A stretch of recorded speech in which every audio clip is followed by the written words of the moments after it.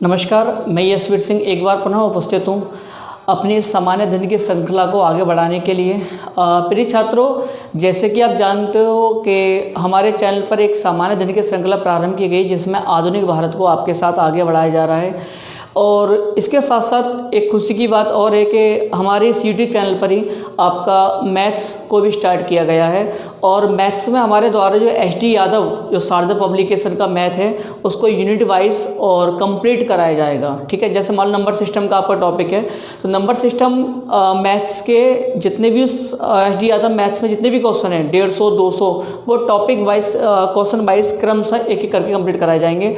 और इस तरह से इस सीक्वेंस में पूरा का पूरा मैथ आपको कंप्लीट कराया जाएगा। ठीक है, और इसके साथ साथ में आपकी बायोलॉजी क्लास भी स्टार्टेड किए जाएंगे। ठीक है, चलो तो आज का टॉपिक स्टार्ट करते हैं। आज जो हम पढ़ने जा रहे हैं, लास्ट वीडियो में हमने देखा था या लास्ट क्लास में हमने पढ़ा था कि आपका फ्रांसीसियों के विषय में हम लोग जान चुके थे। प्रथम कर्नाटक युद्ध हम लोगों ने पढ़ लिया था। ठीक है, तो आज जो हमें पढ़ना है द्वितीय कर्नाटक युद्ध पढ़ना है। ठीक है, सेकंड द्वितीय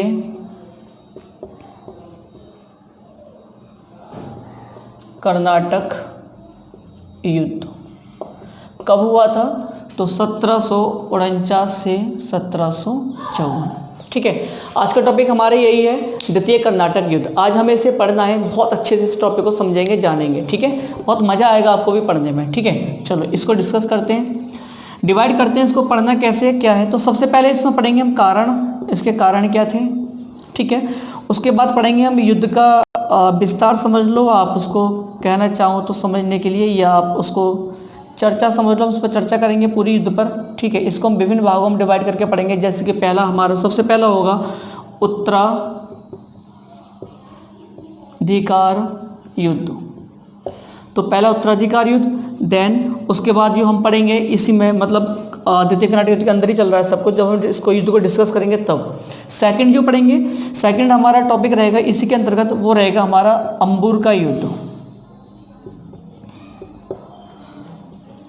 अंबुर का युद्ध। ठीक है, उसके नेक्स्ट फिर पढ़ेंगे हम त्रिचनापल्ली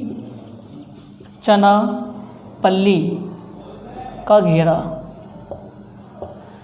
नेक्स्ट पढ़ेंगे अर्काट का घेरा। ठीक है, और नेक्स्ट और लास्ट पढ़ेंगे इसमें हम लोग जो पढ़ेंगे वो पढ़ेंगे आपका पांडिचेरी की संधि। ठीक है, और नेक्स्ट तीसरा टॉपिक रहेगा हमारा परिणाम ऑब्लिक प्रभाव।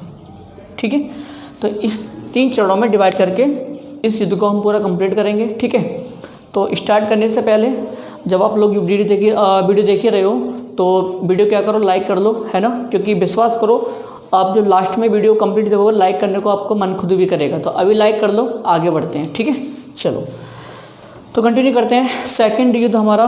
ठीक है, चलो इसे देखते हैं क्या रहती है कहानी इसकी।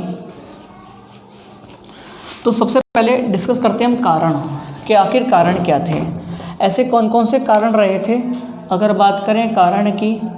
ठीक है, तो सामान्यतः 3 कारण यहाँ पर निकल करके आते हैं। जो पहला सबसे प्रमुख कारण था या जो कहना चाहिए वो ये था कि फ्रांसीसी और अंग्रेजों के मध्य शत्रुता। ठीक है, तो पहला कारण हमारा यही है, अंग्रेजों के और फ्रांसीसी के मध्य जो शत्रुता थी, क्योंकि दोनों ही एक दूसरे से आगे बढ़ना चाह रहे थे।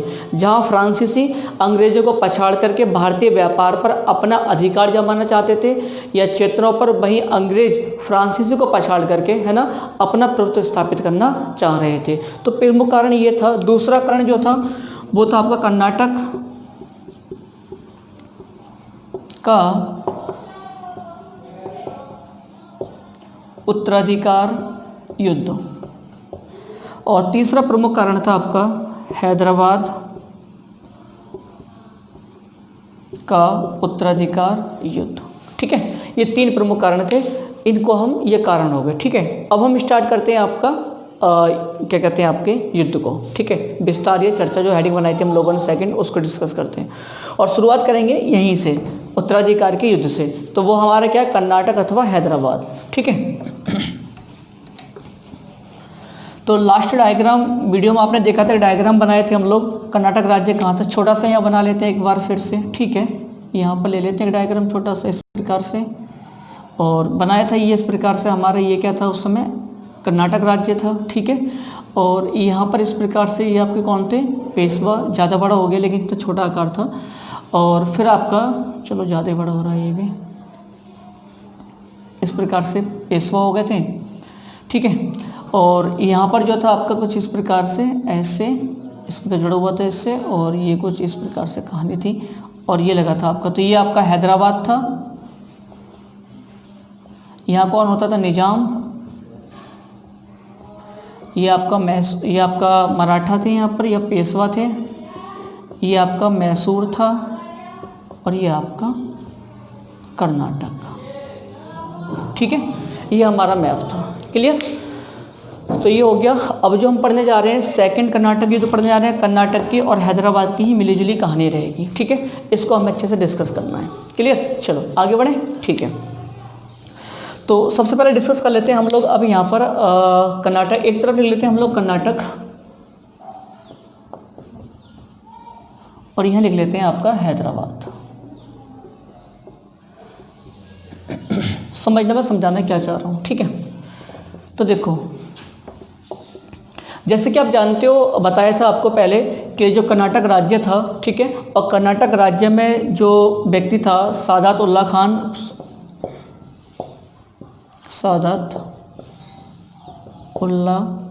खान, ठीक है, ये व्यक्ति था। और इसने स्वतंत्र राज्य के रूप में कर्नाटक की स्थापना की थी, ठीक है। इसके बाद इसने अपना उत्तराधिकारी नियुक्त किया था। ये इसलिए समझा रहा हूँ, थोड़ा युद्ध को समझने के लिए बहुत ज़्यादा महत्वपूर्ण है, ठीक है। इसके पश्चात जो कर्नाटक का मतलब नवाब बना था, ठीक है, वो कौन बना था, तो वो बना था आपका दोस्त अली। कौन बना था बच्चों, दोस्त अली, ठीक है। दोस्त अली के पश्चात कौन बना था बच्चों, तो अनवरुद्दीन। और इसके पश्चात कौन बना था, चांदा साहब। अभी डिस्कस करेंगे इन सबको। और चांदा साहब के पश्चात जो बना था वो बना था आपका कौन, महमूद अली,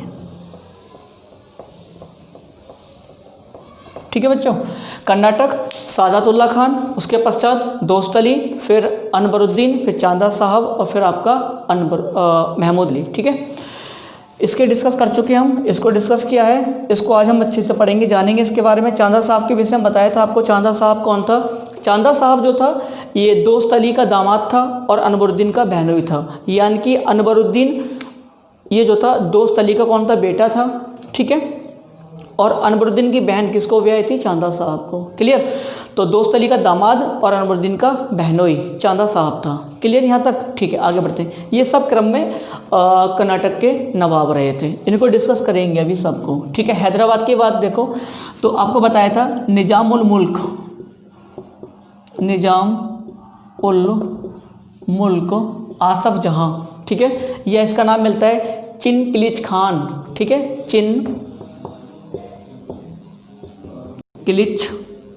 खान। ये मैं आपको बता चुका हूँ प्रीवियस वीडियो में, ठीक है। लेटर मुगल एम्पायर, उत्तरोत्तर मुगल काल में आपको बताया है मैंने।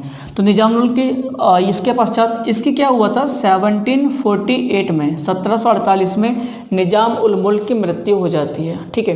और इसकी मृत्यु होने के पश्चात इसका उत्तराधिकारी कौन था, नासिर जंग,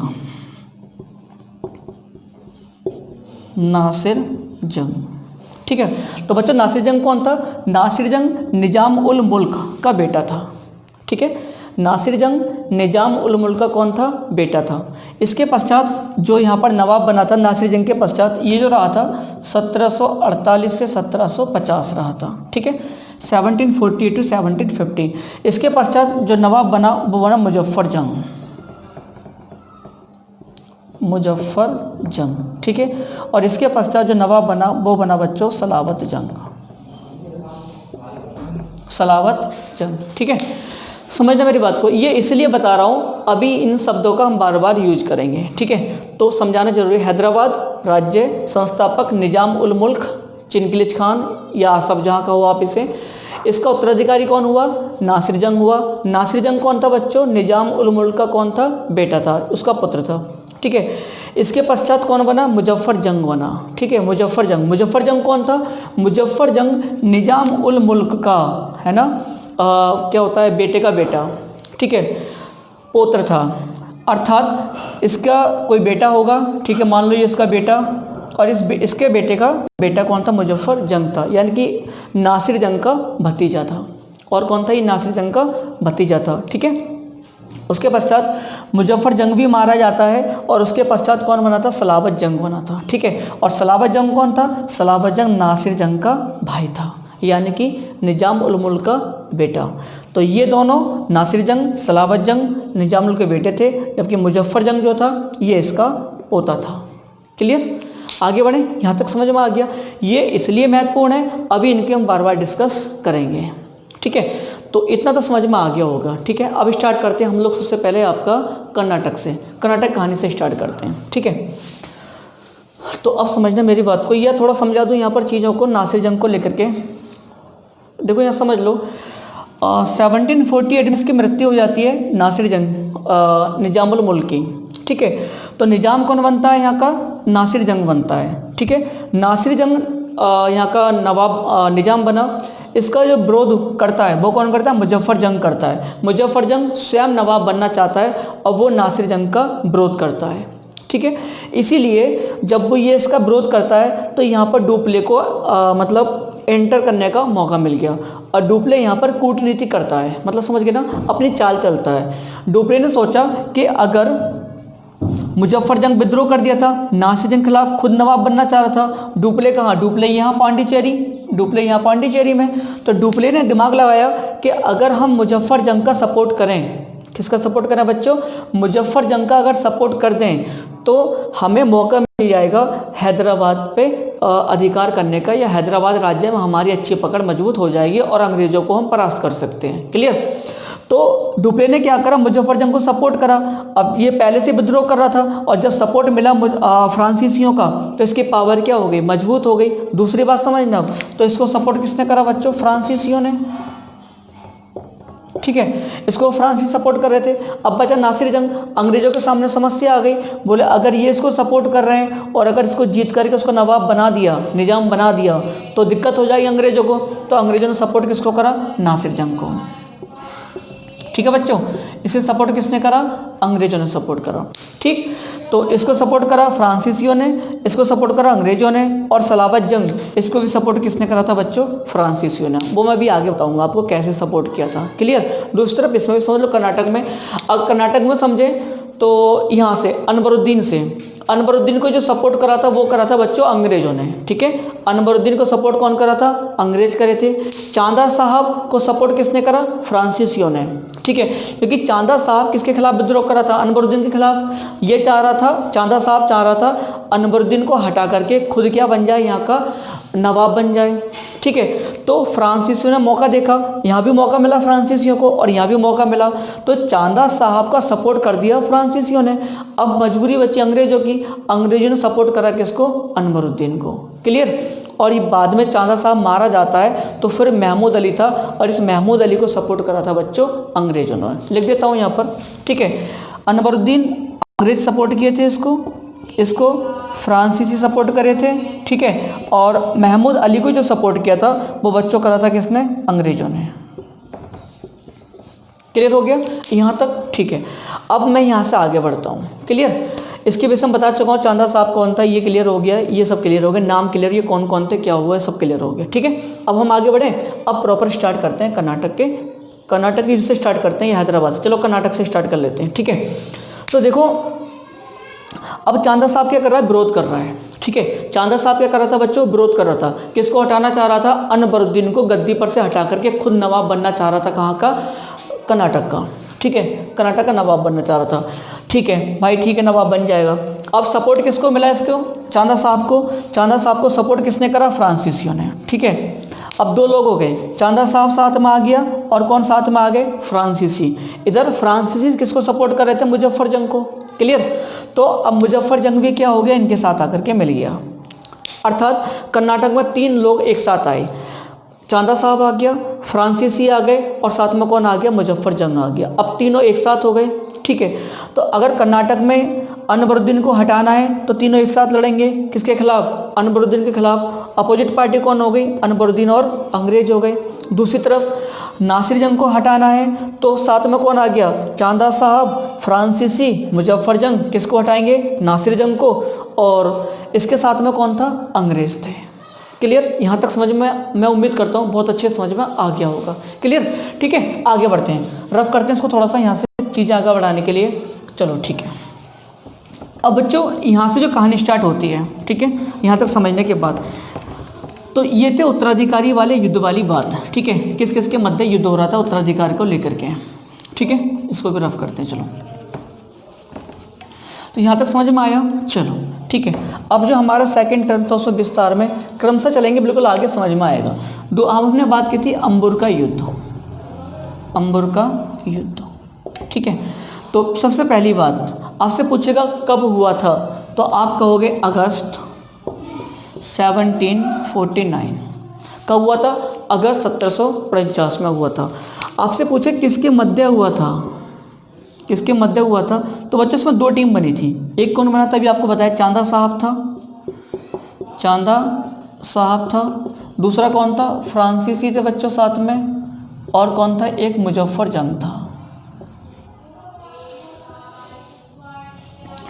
दूसरी तरफ कौन था? यहाँ पर था आपका अनवरुद्दीन, अनवरुद्दीन। दूसरी तरफ कौन था? अनवरुद्दीन। अंग्रेज इसको इनडायरेक्टली हेल्प कर रहे थे, डायरेक्टली युद्ध में नहीं उतरे थे। क्लियर? अनवरुद्दीन था, कहाँ का नवाब था? आप जानते हो, कर्नाटक का नवाब, कर्नाटक का नवाब। चांदा साहब जानते हो कर्नाटक में था। अनवरुद्दीन का क्या था? बहनोई था। फ्रांसीसी इस समय कौन था? डुप्ले था। यहाँ भारत में कौन था इस समय? डुप्ले, इनका गवर्नर। और मुजफ्फर जंग आप जानते हो, ये कहाँ से आया था? हैदराबाद से आया था हेल्प करने के लिए। आपस में तय हुआ था कि ठीक है भाई इसको नवाब बना देंगे, फिर इसकी सेना, ये दोनों मिलकर मुजफ्फर जंग की हेल्प करेंगे और नासिर जंग को हटा देंगे। क्लियर? यहाँ तक समझ में आ गई बात। तो 1749 की बात थी, ये आधार रेखा बन गई। क्लियर? दूसरी बात, युद्ध शुरू हो गया, ये तीनों एक तरफ थे। ठीक है, और ये अकेला था इधर। अंग्रेज इनडायरेक्टली हेल्प कर रहे थे, डायरेक्टली उस खुल करके सामने नहीं आए थे। इस युद्ध में क्या होता है? अनवरुद्दीन मारा जाता है। बच्चा अनवरुद्दीन क्या हुआ? मारा गया। और अनवरुद्दीन जैसे ही मारा जाता है तो इसका एक बेटा था अनवरुद्दीन का। ठीक है, अनवरुद्दीन का बेटा था, उसका नाम था महमूद अली, जो भी आपको बताया था, या मोहम्मद अली मिल जाता है। ठीक है, महमूद अथवा मोहम्मद अली किसका बेटा था? अनवरुद्दीन का। बताया था चांदा साहब के बाद नवाब बना था बाद में ये। तो मोहम्मद अली या महमूद अली अनवरुद्दीन का बेटा था। ये क्या होता है, युद्ध के मैदान से जब ये मारा गया तो ये भाग गया, और भाग करके कहाँ पहुँचा बच्चों? तिरुचिरापल्ली। कहाँ पहुँचा बच्चों? तिरुचिरापल्ली पहुँचा। अब बात आती है, थोड़ा डायग्राम यहाँ पर, ये स्थल अंबुर कहाँ पर है और ये तिरुचिरापल्ली कहाँ है, इसको समझ लेते हैं। ठीक है, तो थोड़ा समझ में क्लियर आ जाएगा। तो देखो इस प्रकार से डायग्राम लेते हैं, यहाँ पर एक छोटा सा हम लोग, ठीक, ओके, ठीक है। देखो यहाँ पर है आपका मद्रास, मद्रास जिसे आप वर्तमान में किस नाम जानते हो? चेन्नई नाम से जानते हो। ठीक है, मद्रास से थोड़ा सा आगे यहाँ पर इस स्थल का नाम है अंबुर। अंबुर कहाँ पर है? तो अंबुर तमिलनाडु का एक डिस्ट्रिक्ट है, बेल्लौर। क्या डिस्ट्रिक्ट है बच्चों? बेल्लौर। कहाँ पर है? तमिलनाडु में। तो अंबुर तमिलनाडु का डिस्ट्रिक्ट बेल्लौर में स्थित एक जगह है, और इसकी मद्रास से डिस्टेंस है वो लगभग, मद्रास से अंबुर की दूरी है लगभग 185 किलोमीटर के आसपास है। क्लियर? तो लगभग 185 किलोमीटर की दूरी पर स्थित क्या है आपका? मद्रास से कौन है? अंबुर है, लगभग 185 किलोमीटर की दूरी पर स्थित है। ठीक है, तो यहीं पर इस अंबुर में क्या हुआ था बच्चों? युद्ध हुआ था। क्लियर? अब बात करें तिरुचिरापल्ली की। तिरुचिरापल्ली कहाँ है? ये भागा कहाँ था? तिरुचिरापल्ली गया था। तिरुचिरापल्ली लगभग मद्रास से यहाँ पड़ता है। ठीक है, ये क्या बच्चों आपका? तिरुचिरापल्ली। तिरुचिरापल्ली कहाँ पर है? तो एक डिस्ट्रिक्ट है तमिलनाडु का, तिरुचिरापल्ली। समझ गए होगे आप? तिरुचिरापल्ली। ठीक है, तो तिरुचिरापल्ली तमिलनाडु के डिस्ट्रिक्ट कौन सा है? तिरुचिरापल्ली, वहाँ पर तिरुचिरापल्ली है, और इसकी लगभग मद्रास से जो डिस्टेंस है लगभग 330 किलोमीटर के आसपास है। क्लियर? तो अब मेरी बात समझना, युद्ध हुआ, अनवरुद्दीन मारा गया, ठीक है, युद्ध यहाँ पर हुआ था, अनवरुद्दीन यहाँ पर खत्म हो गया, वो अंबुर से भाग गया, भाग के कहाँ पहुँचा बच्चों, तिरुचिरापल्ली पहुँचा। और तिरुचिरापल्ली किसके क्षेत्र में आता था, अंग्रेजों के क्षेत्र में आता था, मतलब अंग्रेजों के एरिया में था, क्योंकि अंग्रेजों की यहाँ पर पकड़ अच्छी थी।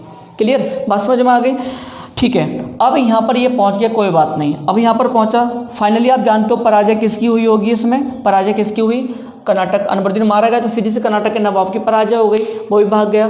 तो युद्ध के पश्चात नवाब कौन बना बच्चों, तो नवाब बन गया कौन, आपका चांदा साहब। क्लियर, नवाब कौन बना, चांदा साहब, ठीक है। 49वें युद्ध हुआ, चांदा साहब 50 में जाकर के नवाब, धीरे धीरे टाइम लगता है नवाब को सेना एकदम से कंट्रोल करना चीज़ों को, 50 के आसपास जाकर के नवाब बन जाता है कौन, चांदा साहब। अब ये बन गया, यहाँ पर कहानी समझ में आ गई, ठीक है, यहाँ तक क्लियर हो गया। ये कहाँ भाग गया, तिरुचिरापल्ली पहुँचा। अब तिरुचिरापल्ली ये पहुँच गया कौन, आपका महमूद अली या मोहम्मद अली, ये यहाँ पर है। यहाँ पर तिरुचिरापल्ली में फोर्ट मतलब किला है ना, यहाँ पर क्या है, किला है, उस किले में जाकर के कौन हो गया, छिप गया। सपोर्ट कौन कर रहे थे इसका, अंग्रेज कर रहे थे, पूरी तरीके से प्रोटेक्शन कौन दे रहा था, अंग्रेज दे रहे थे। इस किले के चारों ओर जाकर के, इस किले के चारों ओर जाकर के सेना बिछा दी किसने, एक तो आपका डुप्ले ने, ठीक है, और एक किसने, चांदा साहब ने, ठीक है, चांदा साहब, मेरी बात समझ गए आप। डुप्ले और चांदा साहब ने पूरा सपोर्ट करना शुरू कर दिया तिरुचिरापल्ली। क्लियर, तो अब मोहम्मद अली कहाँ छुपा बैठा है, तिरुचिरापल्ली के फोर्ट के अंदर, किले के अंदर। बाहर किसका घेरा बना हुआ है, चांदा साहब की सेना का और फ्रांसीसियों की सेना का, साथ में मुजफ्फर जंग की भी सेना का घेरा बना हुआ था, ठीक है। वो अंदर बंद है, किले को तोड़ करके उसको पकड़ करके मारना चाह रहे थे, लेकिन वो पकड़ में आए तब, है ना, लेकिन पकड़ में नहीं आ रहा था। यहाँ तक बात समझ में आ गई। अब दूसरी तरफ मेरी बात को समझो, ठीक है, अब समझने मेरी बात को। होता क्या है, 49 के युद्ध, इस अंबुर के युद्ध के होने के पश्चात, अंबुर के युद्ध होने के पश्चात अंग्रेज जो है नासिर जंग को चढ़ा देते हैं। किसको उकसाते हैं, नासिर जंग को। और नासिर जंग को उकसाते ये है कि भाई, उकसाना समझते हो ना आप, कहीं ज़्यादा शुद्ध हिंदी हो गया वो लोकल वर्ड, मतलब फ्रांसीसी और कर्नाटक के नवाब के खिलाफ भड़का देते हैं, है ना, कि भाई, है ना। तो नासिर जंग ये हुआ हैदराबाद, ठीक है, हैदराबाद। ये इसको डायग्राम समझ लेते हैं हम यहाँ पर, इस प्रकार से थोड़ा और अच्छा समझ में आएगा। ये कर्नाटक, ठीक है, इस प्रकार से मान लो हैदराबाद, ये हो गया आपका मैसूर, चलो छोड़ो, ये हो गया आपका हैदराबाद, ठीक है, ये हैदराबाद हो गया, हैदराबाद। अब इसको भड़का दिया गया, ठीक है, हैदराबाद। अब हुआ क्या, हैदराबाद से कौन था, नासिर जंग था इस समय। नवाब कौन था बच्चों, नासिर जंग, ठीक है, नवाब कौन था, नासिर जंग था। इसको अंग्रेजों ने भड़का दिया, ये सेना लेकर के अपनी कहाँ चला आया, कर्नाटक आ गया। यहाँ पर कौन सा राज्य है, ये कर्नाटक, ठीक है। ये बात थी 1750 की, 1750 की बात थी। 1750 में अंग्रेजों द्वारा भड़काए जाने पर नासिर जंग अपनी सेना लेकर के कर्नाटक आ पहुंचता है, ठीक है। कर्नाटक आ पहुंचा, मोस्ट वेलकम था कर्नाटक में। तैयार थे 3 लोग, एक तो चांदा साहब तैयार था, और बच्चों कौन तैयार था, फ्रांसीसी तैयार थे, डुप्ले तैयार था, और तीसरा मुजफ्फर जंग जो इसका भतीजा था नासिर जंग, वो भी तैयार था, ठीक है। ये 3 एक तरफ थे, नासिर जंग एक तरफ था। लेकिन नासिर जंग ने गेम खेला जो भी था, इन तीनों को क्या करा, पराजित कर दिया। चांदा साहब, फ्रांसीसी और मुजफ्फर जंग को पराजित कर दिया, और इनकी पराजय हो गई। लेकिन जब पराजय हो गई, लेकिन डुप्ले ने दिमाग लगाया। डुप्ले ने क्या करा, लालच दिया नासिर जंग की सेना को कुछ धन का, ठीक है। डुप्ले ने देखा पराजय तो हो ही गई है, हार गए थे तीनों, और विजय किसकी हो गई, नासिर जंग की, मतलब हैदराबाद राज्य की विजय हुई कर्नाटक पर। लेकिन डुप्ले ने उसी दौरान वहीं पर युद्ध मतलब चलते ही समय सेना को कुछ लालच दिया, और नासिर जंग की सेना को कुछ सैनिक अधिकारियों को अपनी ओर मिला लिया, और उनका, इसके अधिकारियों का डुप्ले की ओर आने से क्या हुआ, नासिर जंग की सेना में क्या हो गया, विद्रोह हो गया। मतलब नासिर जंग की सेना आपस में ही क्या हो पड़ी बच्चों, लड़ पड़ी। और जब आपस में विद्रोह हुआ, ठीक है, आपस में विद्रोह हुआ, तो इस विद्रोह में कौन मारा गया, नासिर जंग मारा गया। यानी कि 1750 में नासिर जंग की खुद की अपनी सेना में विद्रोह हुआ। वो कराया किसने, था डुप्ले ने, और उस दौरान कौन मारा गया, नासिर जंग मारा गया, ठीक है। और जैसे नासिर जंग मारा जाता है, ठीक है, तुरंत किसको, मुजफ्फर जंग को, मुजफ्फर जंग को हैदराबाद का नवाब या निजाम घोषित कर दिया गया। क्लियर, यहाँ तक समझ में आ गई बात। तो अब मेरी बात समझना, उधर चांदा साहब कर्नाटक में बैठ चुका है गद्दी पर कर्नाटक की, इधर मुजफ्फर जंग हैदराबाद गद्दी पर बैठ चुका है। दोनों ही राज्यों पर किसका अधिकार हो गया? फ्रांसीसियों का, या कहा जाए जो नवाब या निजाम बने वो दोनों ही किसके सपोर्ट से बने थे? फ्रांसीसियों के। तो पकड़ किसकी मजबूत हो गई अब तक? फ्रांसीसियों की। अंग्रेज एकदम से कहा जाए तो बैकफुट पर आ गए। क्लियर, यहाँ तक समझ में आ गई बात? क्लियर, ठीक है। अब हुआ क्या, मुजफ्फर जंग डुप्ले ने आदेश दिया, एक अधिकारी था बुस्सी। अधिकारी कौन था बच्चों? बुस्सी। और ये बुस्सी जो अधिकारी था कौन था? फ्रांसीसी था। ठीक है, बुस्सी अधिकारी था। डुप्ले ने आदेश दिए बुस्सी को कि भाई क्या कर, सेना लेकर के जा, और सेना लेकर के कहाँ जा? मुजफ्फर जंग को ले जा, और उसे कहाँ बैठाल? गद्दी पर ले जा करके हैदराबाद गद्दी पर बैठाल। ठीक है, तो बुस्सी एक सेना की टुकड़ी लेकर के मुजफ्फर जंग को कहाँ लेकर जा रहा था? हैदराबाद लेकर के जा रहा था। लेकिन हुआ क्या? लेकिन हुआ ये कि रास्ते में, ठीक है, एक पठानों का पूरा बेड़ा आ गया। मतलब बहुत सारे पठान थे, उन पठानों ने विद्रोह कर दिया, उन पठानों ने मिल करके मुजफ्फर जंग को मार दिया। क्लियर, मुजफ्फर जंग मारा गया, हैदराबाद पहुंचा ही नहीं, उससे पहले मुजफ्फर जंग क्या हो गया? मारा गया। तब बुस्सी ने दिमाग से अपना परिचय लिया और क्या करा? मुजफ्फर जंग के स्थान पर जो मारा चुका है, तो सलावत जंग को क्या बना दिया बच्चों? नवाब बना दिया। क्लियर, तो अब नवाब कौन बन गया? सलावत जंग। अभी भी अधिकार किसके हाथ, पावर किसके हाथ में थी? पूरी की पूरी फ्रांसीसी हाथ में थी। इनका मनपसंद कर्नाटक में इनका यहाँ पर मनपसंद नवाब बन गया, और यहाँ पर निजाम किनका बन गया? इन्हीं का बन गया। अभी पावर पूरी तरह से हाथ में किसके थी? ठीक है, क्या कहते हैं आपके? फ्रांसीसी के हाथ में। ठीक है, यहाँ तक हो गया। चलो अब आगे बढ़ें। अब देखो कहानी क्या हुई, यहाँ तक हमारी सब निपट गया। ठीक है, ये सब हो गए, कहानी खत्म हुई। अब आगे क्या होता है, अब आगे समझना मेरी बात को। ठीक है, सलावत जंग नवाब बन गया, इधर ये हो गया, सब हो गया। ठीक है, अब रफ करते हैं इसको, आगे समझाते हैं। अब हुआ क्या, अब बात आई फिर से तिरुचिरापल्ली की। घेरा कहाँ डाले बैठे थे सब मिलकर के? तिरुचिरापल्ली में। ठीक है, घेरा कहाँ था? तिरुचिरापल्ली में घेरा पड़ा हुआ था। ठीक है, समझना बच्चों उस बात को भी बढ़िया से। देखो ये मान लो आपका मद्रास, और यहाँ पर क्या है आपका? तिरुचिरापल्ली।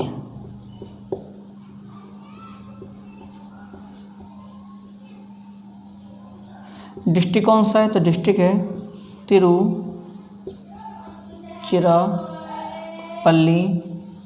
कहाँ पर है? तमिलनाडु। ठीक है, तो यहाँ पर मान लो ये किला है। ठीक है, इस किले के चारों ओर किसकी सेना बिछी हुई है आपके? यहाँ पर सेना का जो अधिकार था बच्चों, वो किसका अधिकार था? इसको घेर रखा था फ्रांसीसियों ने, और चांदा साहब की सेना ने घेर रखा था इसको। ठीक है, अंदर कौन छुपा था इसके? महमूद अली या मोहम्मद अली। ठीक है, ये छिपा हुआ था इस किले के अंदर। अब अंग्रेजों की कंडीशन पूरी तरह ख़राब हो चुकी थी। अब इनके पास कोई विकल्प ऐसा नहीं था कि ये करें तो करें क्या। ठीक है, मद्रास की बात करते हैं। मद्रास आप जानते हो किसका क्षेत्र था? अंग्रेजों की गवर्नर था यहाँ पर। तो एक व्यक्ति था थॉमस सैंडर्स। तो बच्चों थॉमस सैंडर्स कौन था? थॉमस सैंडर्स 1750 में 1750 में मद्रास का गवर्नर बनाया गया था। क्लियर, 1750 में थॉमस सैंडर्स को मद्रास का क्या बनाया गया? गवर्नर बनाया गया, और ये गवर्नर बन करके आता है। अब मद्रास में एक व्यक्ति और था, है ना, आपने उसका नाम खूब सुना होगा। उस व्यक्ति का नाम था रॉबर्ट क्लाइव।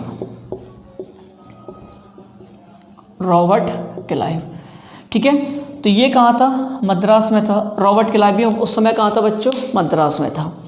दिक्कत कहाँ है समझ में है ना? दिक्कत ये आ रही थी, अंग्रेजों के हाथ से सब कुछ बाहर जा चुका था, और अंग्रेज किसी तरह से पुनः अपनी पावर को प्राप्त करना चाह रहे थे, क्योंकि कर्नाटक भी उनके हाथ से गया, हैदराबाद भी हाथ से गया। अब दोनों जगह नवाब निजाम किसके? फ्रांसीसियों के। तो अंग्रेजों को भारत में क्या दिक्कत हो जाती। ठीक है, और समझ रहे हो अभी आप। और जो मैं अभी आपको पढ़ा रहा हूँ 1750 की हम बात कर रहे हैं।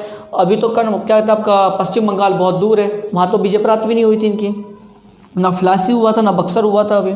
ठीक है, तो मद्रास का थॉमस सैंडर्स क्या बना, ये प्रश्न आ भी चुका है बच्चों, एक बार पीसीएस वगैरह में पूछा गया है, आई थिंक आईएएस में पीसीएस पूछा गया है कि जब अर्काट का घेरा डाला गया था तो मद्रास का गवर्नर कौन था, थॉमस सैंडर्स था।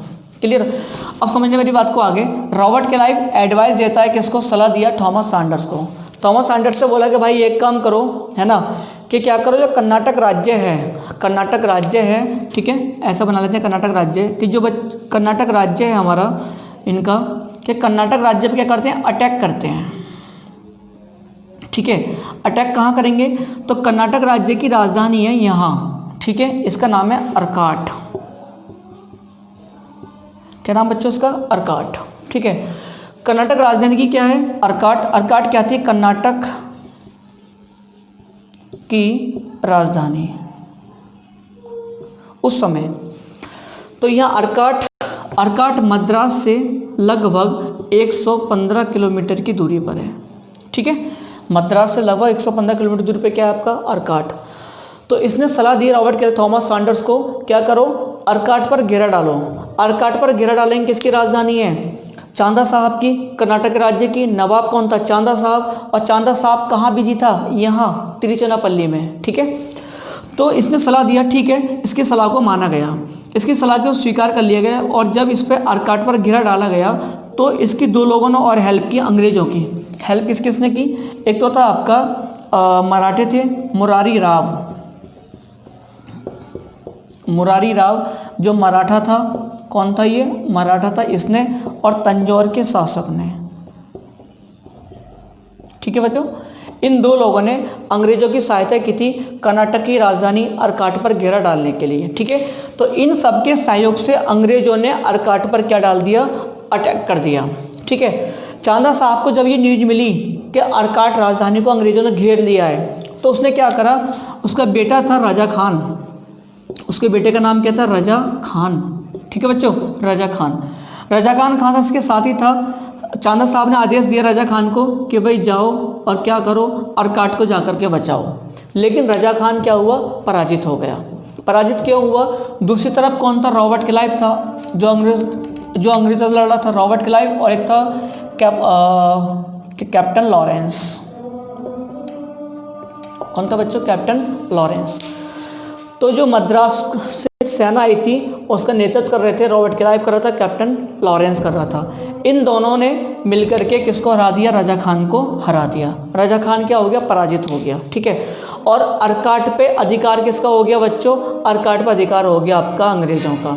ठीक है, अब यहाँ से क्या हुआ, अर्काट पर अधिकार करने के पश्चात अंग्रेज यानी कि रॉबर्ट क्लाइव और लॉरेंस अपनी सेना के साथ कहाँ पहुँचे, तिरुचिरापल्ली पहुँचे।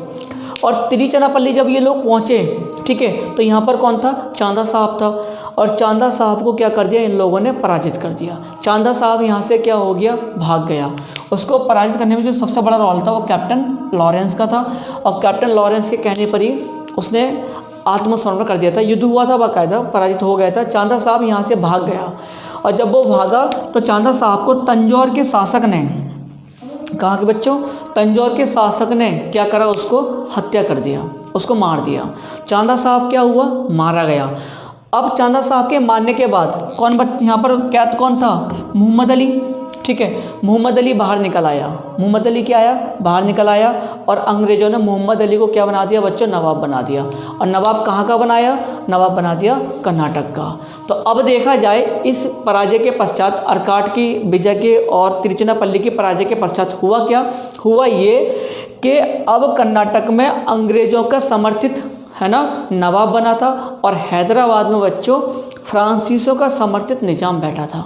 क्लियर, स्थिति क्लियर होगी यहाँ तक। ठीक है, मेरी बात अब आप आगे समझना। ठीक है, कर्नाटक हाथ से निकल गया। ठीक है, ये हादसे की कहानी चलती रही। ये जो मारा गया था चांदा साहब 1752 की, 1752 की बात थी। 1752 में चांदा साहब मारा जाता है। ठीक है, 52 से लेकर 53 तक, 1752 से 1753 तक डुप्ले और अंग्रेजों के मध्य या फ्रांसीसी और अंग्रेजों के मध्य बहुत सारे अनेक स्थान पर छोटी मोटी झड़पें होती रहीं। हल्के छोटे मोटे युद्ध होते रहे, जिसमें कभी अंग्रेज जीते तो कभी फ्रांसीसी जीते। ये कहानी 53 तक लगातार चलती रही थी। लेकिन 1753 में एक बदलाव होता है और इन सब एक्चुअल में जो युद्ध हो रहे थे भारत में लगातार, इसमें फ्रांसीसियों को अत्यधिक हानि उठानी पड़ रही थी। और इस हानि से जो फ्रांस की सरकार थी वो क्या थी, चिंतित थी, वो परेशान थी।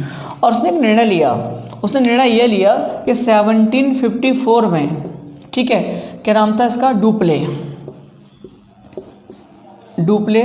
डुप्ले को बच्चों वापस बुला लिया।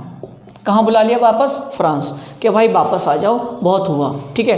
तो 1754 में डुप्ले क्या होता है बच्चों, फ्रांस वापस चला गया और उसके स्थान पर, डुप्ले के स्थान पर एक नया गवर्नर बनाया, गोडे-हेयू,